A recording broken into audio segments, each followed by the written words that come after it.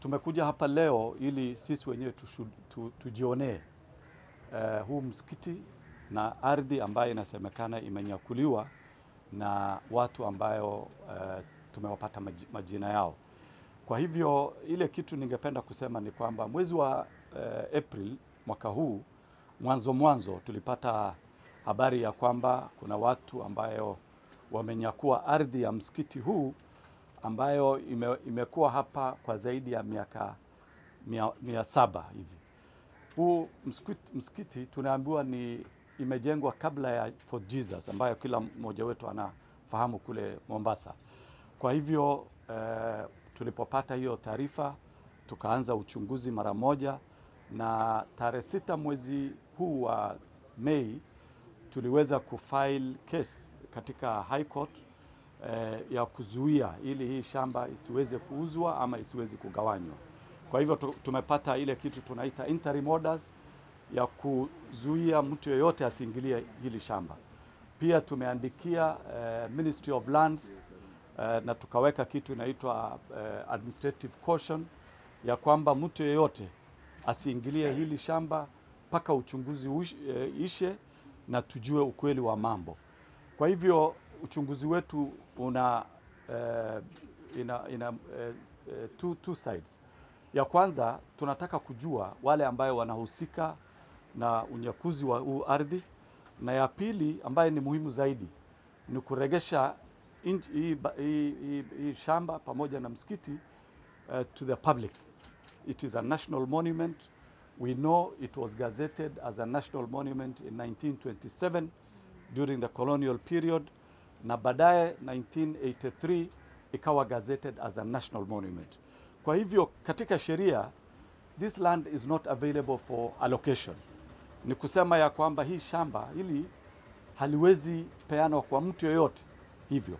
Kwa hivyo sisi tutahakikisha ya kwamba hii shamba irudi kwa umma, na huu msikiti ambayo tumeona kweli imeishi kwa hiyo miaka yote, miaka 700 hivi, ibaki na ifaidi wale watu wa hapa hasa Waislamu ambayo wanaishi sehemu hii. Na ningependa kusema leo tuna furaha. Mimi nimeswali hii msikiti na tumesikiza khutba ya imam, na katika mambo ambayo ametueleza ni kwamba msikiti zote katika ulimwengu ni nyumba ya Mwenyezi Mungu. Msikiti zote ni nyumba ya Mwenyezi Mungu. Kwa hivyo ni ajabu na ni kitu ya kushangaza ya kwamba kuna watu ambayo wananyakua ardhi ambayo nyumba ya Mungu imesimama.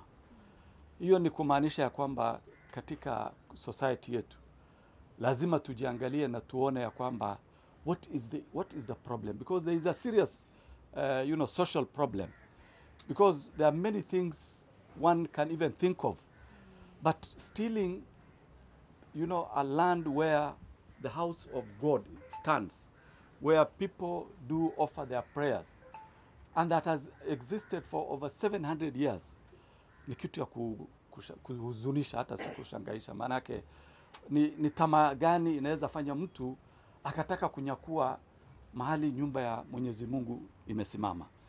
Tumezunguka pale na tumeona ya kwamba ile technology ile vile hiyo nyumba imesimama, msikiti ni technology ambayo nafikiri hata wale architects ambayo saa hizi wanajenga manyumba inatakikana waje waangalie.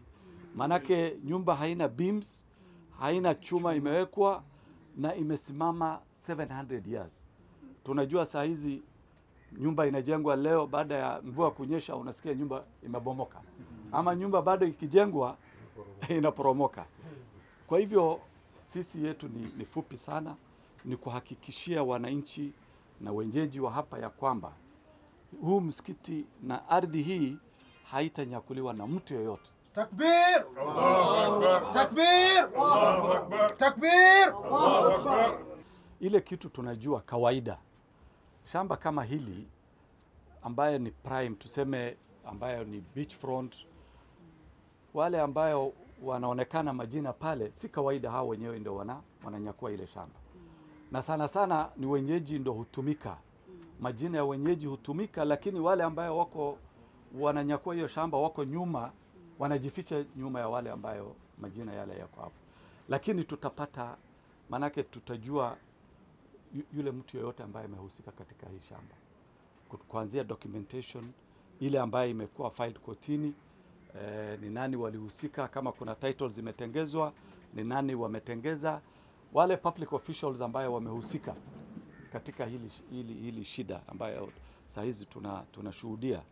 Tutaanzana na hawa, because nimewaambia kuna criminal investigation ambayo itafuata wale ambayo wanataka kunyakua shamba hili, na kuna civil recovery ile ambayo itafanya shamba liweze kurudishwa kwa wananchi.